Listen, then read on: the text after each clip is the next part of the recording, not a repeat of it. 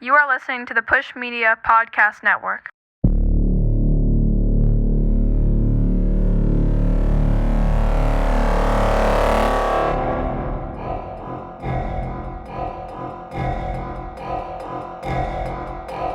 This is good shit.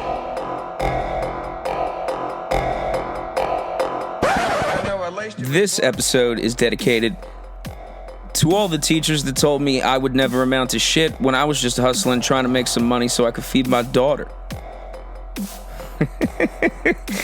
Oh man, some would say one-dimensional.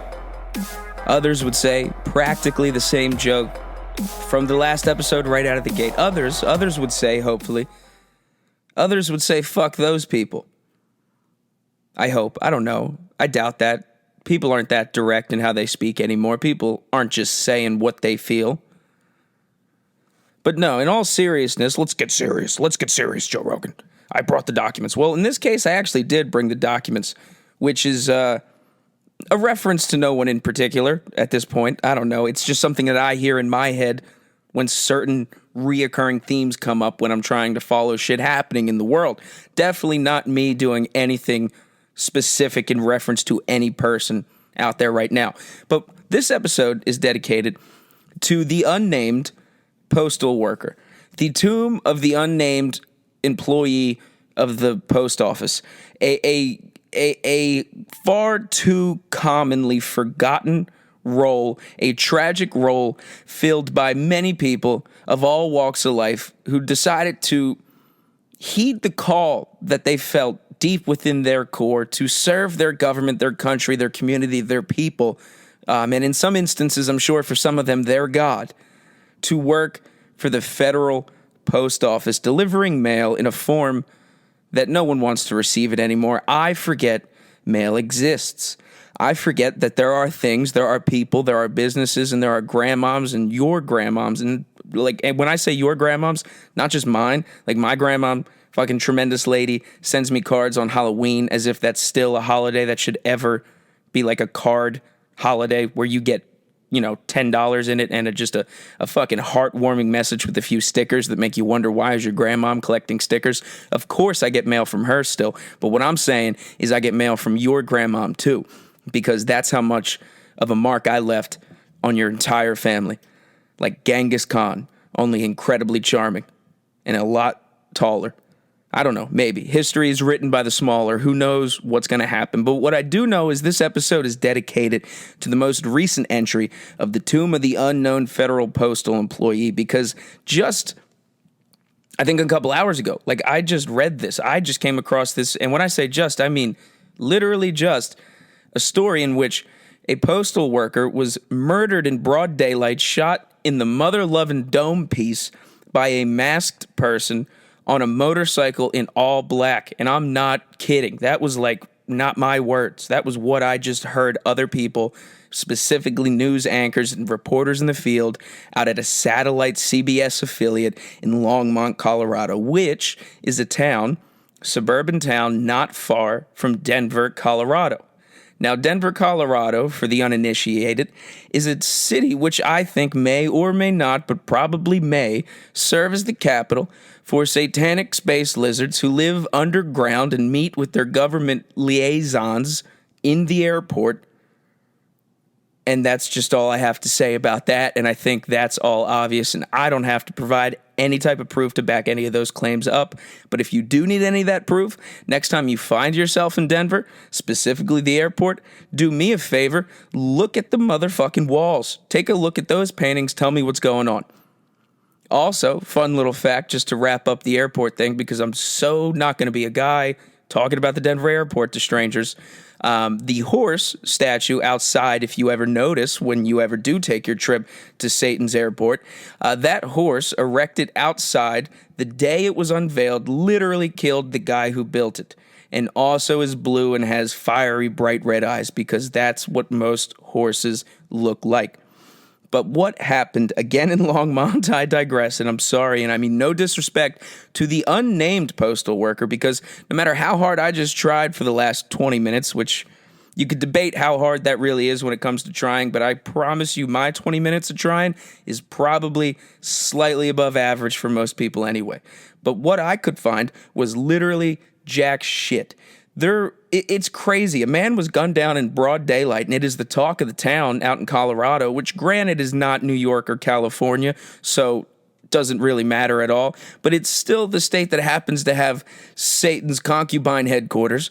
So it's sweeping, local communities, and people are afraid because if the story is just what you're expecting to hear and what you're being told, there is still a guy who seemingly without motive gunned down a chipper old, definitely locally known in the community mailman for no reason at all. So if you lived in that community, you would be a little concerned, right? That would make sense.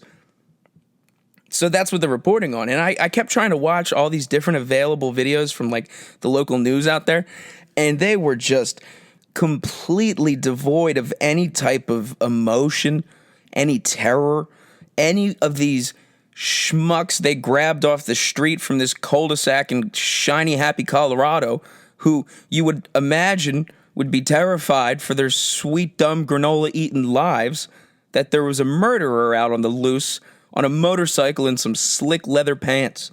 You wouldn't just be standing outside waiting to get picked off or get your chance to be on local Longport or Longmont. Yeah, Longmont, right? Yeah, Longmont. I don't give a shit, you MK Ultra town.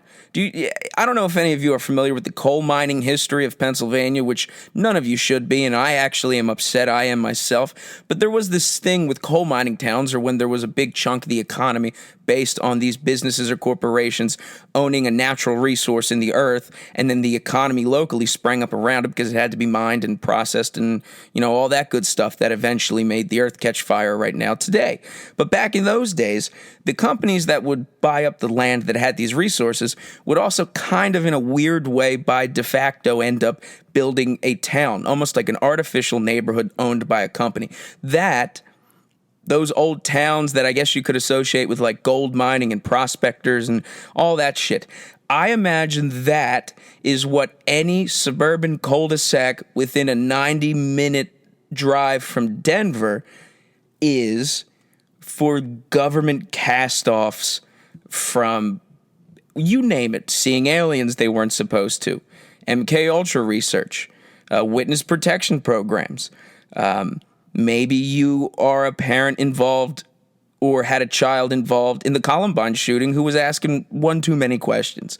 I'm not saying there's any questions to ask whatsoever when it comes to what happened in Columbine. But what I am saying is that also is not too far from Longmont, Colorado. But in Longmont, Colorado, these good people who were terrified for their life stood outside by their mailboxes waiting for the gunman to come back or get asked some questions about what happened. And none of those questions included things like, what was the guy's motherfucking name, bro? It was like they had just found the most uncoordinated, last available people through central casting of, crisis actors, because I saw one interview where there was a guy who looked vaguely Samoan who was probably his first day at the local station. Actually, it was his first day because that was the thing they mentioned at the beginning of the fucking piece about a murder in broad daylight. But this guy was interviewing a girl who lived on the cul-de-sac, supposedly, and she was explaining how she ended up forming a bond with this mailman that she saw every day, who brought mail to her. This woman didn't look much older than me, so I know for a good gosh darn fact she doesn't know what mail is, or she definitely doesn't remember to check a mailbox because what's in the box? But also this lady went on to say how every Christmas she would tip him. He brought a smile to the neighborhood. She kind of, in a weird way, ended up looking forward to seeing him every day when she was originally like trying to not be, neighborly. It was out of control, the level of detours that this woman was taking in an interview about a murderer being loose in her neighborhood. And at no point in time did this guy interviewing this woman ever ask what this man's name was. And at no point in this time, when this woman was recanting all of the good and happy memories she shared with this postal worker, did she ever mention his name, even in passing, as if, just conversationally telling a story about when Hank did this, Hector did that, Henry did this. I don't know why I picked all H names there, but I did. So the point of what I'm saying is every story that I have been looking up in regards to this story does not name this guy, who is a federal post office employee. All of these articles also have quotes from people who worked at the post office, who clearly would know what dude's name is. Not to mention the fact he was literally a government employee, so he would probably have his name on record somewhere. You stupid, dumb asshole idiots. Pay attention. Hope you kept your receipts, because someone got murdered in broad daylight. It would not surprise me to learn that the person dressed in a slick motorcycle and a blacked out helmet with a silenced handgun in the middle of broad daylight on a suburban cul-de-sac just after high noon on a motherfucking Wednesday shot a mailman in the head randomly and drove off. And no one knows what this mailman's name was, despite everyone mourning the fact they'll never see him again. And all of these news anchors who couldn't hack it in the big city of Denver, who are working 90 minutes outside at some town whose biggest attraction is the high school hockey team, none of these people who went to stupid Boulder University or whatever granola college happens out there, none of those journalism majors bothered to ask each other, hey, what was guy's name? Have we heard anything from police? Were there any motivations? The only thing they keep parroting is the fact that, well, everyone can take solace in the fact that the police are reporting this as an isolated incident. Well, no shit. First of all incidents are both isolated and not isolated because, I don't know, something to do with quantum physics, maybe. I really did not devote enough thought to the claim I just made there. But regardless, I stand behind it. What I'm getting at here is we are seeing some of the most rehearsed or lack thereof rehearsal, because, like I said, they must have gotten the worst of the worst at central casting available. Like, just the weirdest agent who must be just in the shittiest office, buried back in some closet, who works as the Hollywood liaison at the Pentagon or some shit, probably called some casting agent and said, listen, we got a mailman we got to take out because he saw an alien he wasn't supposed to, or he was stealing traveler's checks. One way or the other, there's a mailman that needs to be taken out, and that's just what it has to have happen. So this lady would then make a call out to her, roster of actors, find out no one was available. Everyone was, booked in like commercial work for Taco Bell or antidepressant commercials.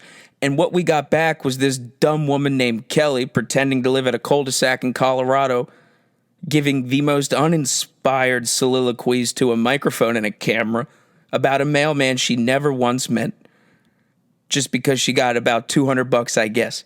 Probably just because the IATSE or whatever the fuck the union is for the film crew people is going on strike. So now's a great time for Kelly and other D-list commercial wannabe actors to scoop up work acting like crisis actors whenever someone needs to get shot in the head by someone in a leather jacket on a motorcycle in the name of secrecy and freedom, I guess, to somebody. I really do like Colorado, too. That's what's funny.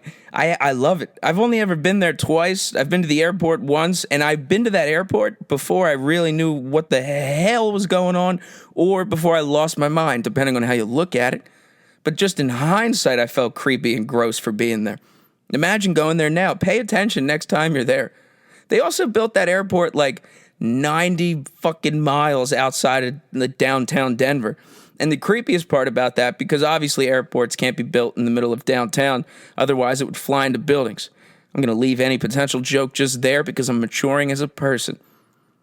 But this creepy part about the Denver airport is not only the fact is it built 90 miles away from, the city, every single street that will be built but is yet to be, I'm talking like just mud, just marked off for 5 years from now we'll get concrete there, like 99th Street all the way up to 431st Street, then airport. So they got some big plans.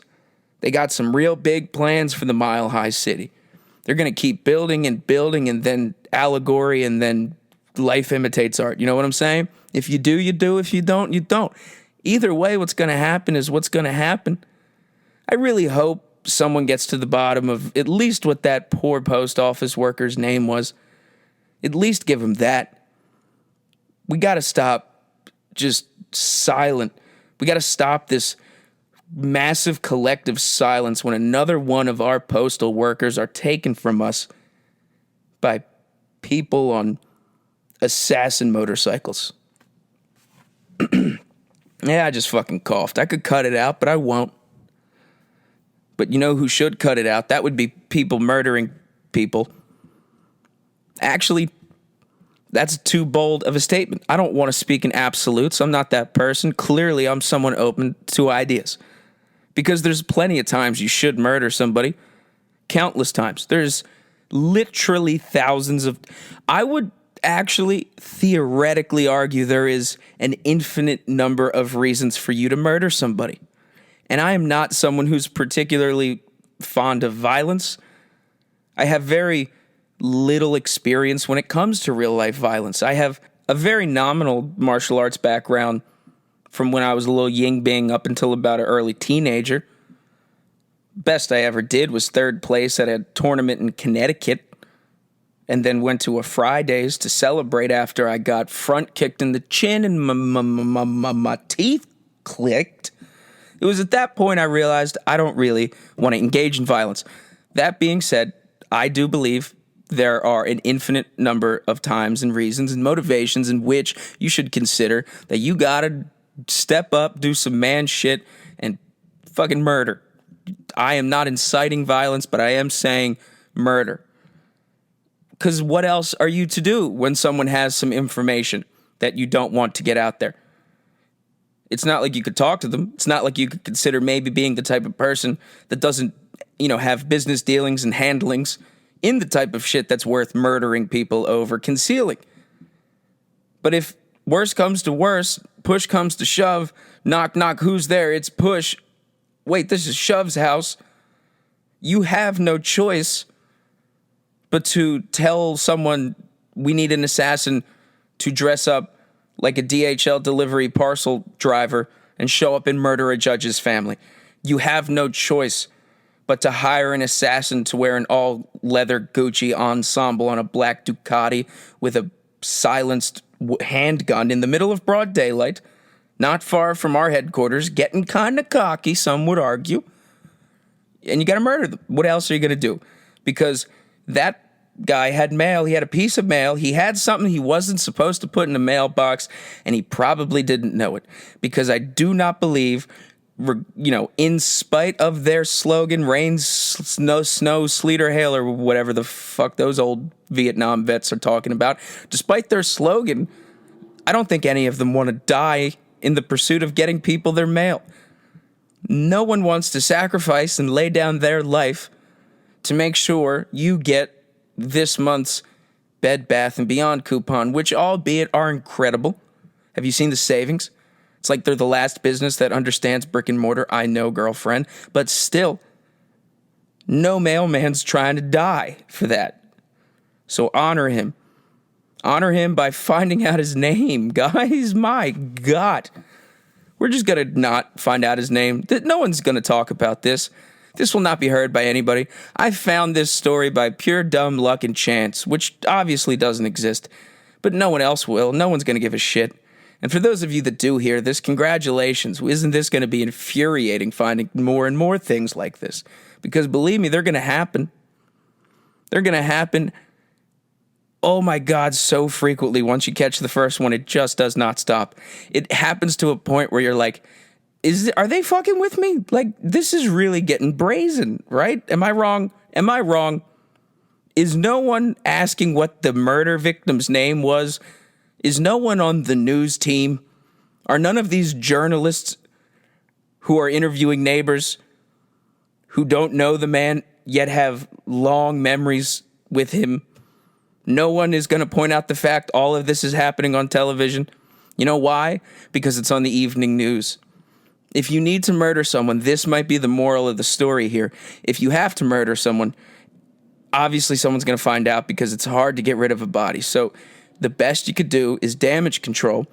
And if you're not Frances Hogan, whoever the fuck that is, because it's not the woman you saw on TV, and you don't have access to a PR crisis firm like the Obamas did, your best bet as someone dealing with the fallout of a fresh old murder hot out the oven, you have to make sure that you yourself leak the story to local affiliates of CBS stations and their evening news programs. Because that team of 26-year-olds out of Boulder University or Granola Junior College, whatever the hell they do out in Birkenstock, Colorado. They're stupid and dumb and making 30 grand a year to show up at crime scenes and ask all of the wrong questions. It's almost kind of endearing in a weird way, watching evening local news and realizing just how much local evening news is obscuring the news from people. That just goes to show you, if you got to hide something, if you don't want the public to know about it, put it on the evening news, because those people who got to watch every night are not paying attention. And that is an oxymoron that feels like a deep moral lesson, and I am not qualified to discern what that may or may not be. I do hope you yourself try and find one there. And I do hope someone try and track down this guy's wallet. Jesus Christ. His name is not hard to ask for. It's the murder victim we're talking about. And the cops are already telling people not to worry, so they must know enough about the situation that they don't think it'll happen again. And if you got that far along in your line of thinking, I would imagine at some point in time, someone would know or come across the man's hombre. And I don't even know if he's Hispanic. And I assume, statistically speaking, 50-50. If this crime, murder in broad daylight were to happen 5 years from now, the odds of him being Hispanic would be a little more. And I'm excited for that. Less white people.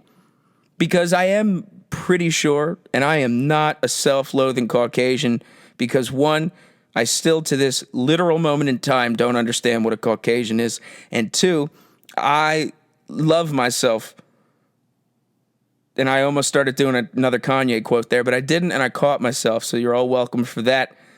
I would never do anything to speak down on myself. But that being said, I'm looking forward to a little less white people in the world, because I'm pretty sure the people who are calling the shots, the people that do need to get postal workers murdered in the head, I'm assuming most of them are white people. I'm just guessing. And again, that could be another example of just math, and I'm being a dumbass. Because believe me, I'm so bad at math, some would argue I don't know how to count. Even though I was good at geometry, so I'm going to give myself a pat on the back for that, because I do that a lot. I love congratulating myself for my own accomplishments. But anyway, I'm imagining the people who are, calling the shots, pulling the strings at the top, these evil people who are just killing mailmen in broad daylight in the head with murder guns. I'm assuming they're all white, puffy, bloated, incestuous, crackers. That's what I'm just guessing.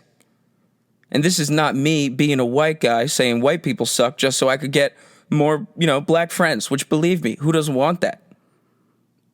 People in the KKK, actually. That's probably just one hypothetical argument. That was kind of what I was getting at earlier with the whole murder thing. You could just theoretically do a thought experiment on a what if, yes, and all the time on pretty much anything. Like, what if that mailman wasn't a mailman? Yes, and what do you think was in the envelopes that caused him to lose his life? Probably wasn't a coupon. Probably wasn't a new pizza place in the neighborhood sending out a menu. Unless it was like, Comet Pizza expanding, which I'm sure they have a satellite branch or a corporate headquarters office out there.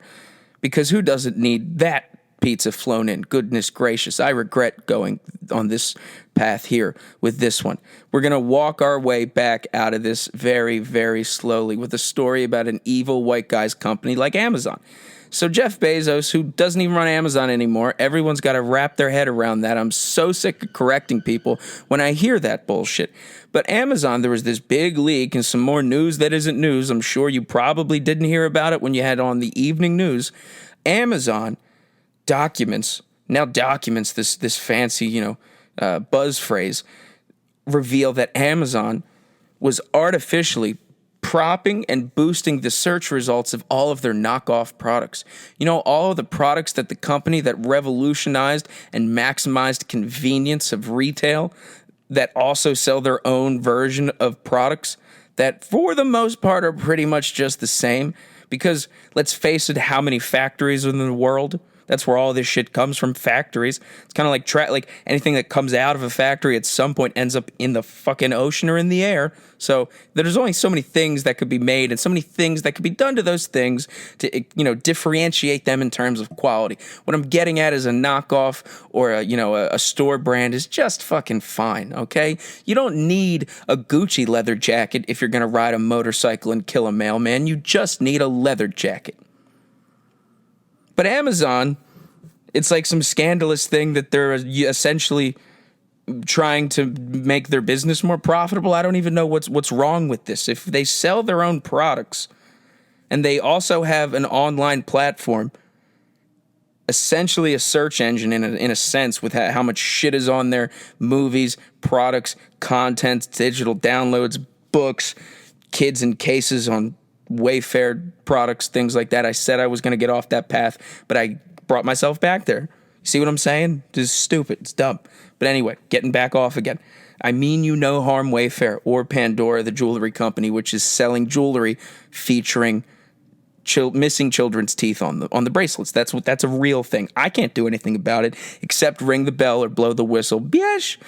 Oh man, this was kind of good, right? This was funny. I feel like this was a little more upbeat. I know usually I'm just beating the drum on some sad, humdrum, doomsday news. And I know I did just spend nearly a half hour telling you about a story in which a purposefully unnamed federal employee was murdered in the head with a gun on a nice, quiet residential neighborhood not too far from Hell's Airport. And everyone who lived on the cul-de-sac didn't get their lines in time. They didn't get their sides. They didn't get time to rehearse, and the lines are bad. And the days of people, crying out crazy things like crisis actor, and I don't even really want to unpack or reference any of them too specifically, but if you're unsure still, let's just say when I said, let's get serious, that was actually a specific person. But sure looks like to me that specific person was probably right, because if I've ever seen an actor, I saw the acting performance of a lifetime on a YouTube clip of the evening news in Longmont, Colorado, just this past night. That was a tour de force unlike any other, the likes of which Daniel Day-Lewis would just sob with envy. The man who brought a smile to everyone's face, whose name no one can remember, whose body is probably still strewn about on the cul-de-sac while the police cover up the Dylan Walsh butt rape documents. Boy, I'm incendiary. It's getting weird, getting real weird. Don't let your kids go to Colorado. Don't go skiing anymore. And please support your local television and film production unions like the IATSE, who are threatening to go on strike, which is, of course, going to affect all programming that you all enjoy. Things that happen like before or after the local news, all of your favorite game shows and NCIS spin-offs. Those things, production will halt, and the quality of entertainment that you so truly care about and deeply connect with will suffer. And when I first found out that, television and film people were threatening to strike again, and that one of the arguments or like the positions of leverage union reps were attempting to claim was the fact that the quality of content will dip, I say, haven't you been on strike for years now? I didn't know things were still getting made with people in unions. I thought if you looked on a television, turned it on, flipped it on to whatever local, antenna beam is hitting your stupid old television set, emphasis on set, I imagined all of that was with the leftover bullshit that no one cared about anymore. But it turns out people are threatening to go on strike, and you could lose quality content like the thing you care about the most, the evening news. Also, Kyrie Irving, get the motherfucking vaccine. God damn it. I don't even care about basketball that much. And I don't care that you're an idiot that much. But what I do care about is the example you're setting. And I am having a weird time. I am having to face the fact that I am understanding personal responsibility a little bit more. It feels gross, but it rubs me the wrong way that a guy like Kyrie, a guy who has a lot of influence on young people, and believe me, it's fun to say the earth's flat. I say it all the fucking time. Not once have I ever believed it. He certainly has. But now when you're refusing to get a vaccine, you're telling people there's microchips in them. You're telling people that there's chemicals, distilled from fireflies named after the devil. So that's why you're not getting vaccinated or showing up to practice. And granted, all of that may very well be true, and we'll find out. But what are you going to be the one to stop it? So shut up. Get the shot, get on the court. And for anyone who thinks this isn't a big deal, because I also don't think it's a big deal. I don't think it's a big deal. Honestly, I really don't. But it is in a weird way, because I didn't know Kyrie Irving is also the vice president of the NBA Players Association. The thing in charge of pensions for people? That thing, that union, which much like the IATSE of the television and film production world, is the backbone of this country. God damn it. The NBA Players Association, which means the NBA players of both past and present, collectively and democratically, God bless this country, voted Kyrie Irving into a position of power. They chose to give the man who is spouting off about, devil firefly vaccines and the earth being a shape in which it's not. The majority of the people in the NBA, the people who are chosen to represent the consensus of those associated with, thought the man who says that shit, the man who's essentially the B.O.B., the rapper B.O.B. of the NBA, should be in charge of things and decisions that have to do with their pension and the livelihood of their children once they die of arthritis of the knees. I was going to say CTE, but that's football. And in that case, if you get CTE and you play football, your family doesn't have to worry, because odds are you're probably taking them out too with you on your way down. That might have been dark, but statistically significant. So you do the math, because I'm sure as hell not. Speaking of CTE, Tyson Fury Deontay Wilder fight was actually pretty good, right? That was interesting. It was cool to watch boxing. I felt like I should have had on some knickerbockers and a stack of old newspapers yelling, "Hey, you see?" giving a shit about a heavyweight boxing fight. Well, it was good. I did it. I got to have that experience, and now I'm never going to ever watch a boxing match ever again, because for as riveting as it was, you could literally just watch a dude's brain move. I mean, you couldn't see it because it was still in his head, thank God, but like in slow motion, when you watched the whiplash and the inertia forced upon a human being's face, the cheek outline with the glove and the whole shit. God, with each shot, I'm just like, get this man away from every one of his family members, because it is not going to go well. And it was hilarious in the beginning, because I didn't realize how much of like a fucking rapper Tyson Fury thinks he is. Dude came out dressed as a Spartan. Spartan. Like Gerard Butler. Dude came out dressed like a Gerard Butler. I'm talking red mohawk helmet, mallet, chariot, lion at the front of that chariot, several slaves, Julius Caesar. Maybe I went off again on a little bit of word association, but Tyson Fury came out literally dressed like a Spartan. Shit was incredible. The only other thing that I saw in comparison in my brief history of watching boxing matches, the thing that came close to, in terms of an entrance, was Floyd Mayweather coming out with Moneybag Yo, I think, literally doing a concert in front of him as he walked to the ring. Literally had a rapper with a microphone performing a concert, walking forward as he entered a boxing match. That's some of the most pimp shit I've ever seen. So shout out Floyd. But also not shout out Floyd Mayweather, because the evidence continues to pile that he murdered his ex-girlfriend. Who knows? Allegedly, I don't know that to be fact. I am just someone who makes claims that I don't mean at all. So if you're anyone who heard this, if I said anything over the course of the last half hour that was controversial, incendiary, ticked my name in whatever algorithm you're looking at, please don't check my mail. I had nothing to do with anthrax. I don't have an interest in motorcycles. I'm never going to be a federal government employee. But most importantly, I am never, ever going to remember to check my mailbox.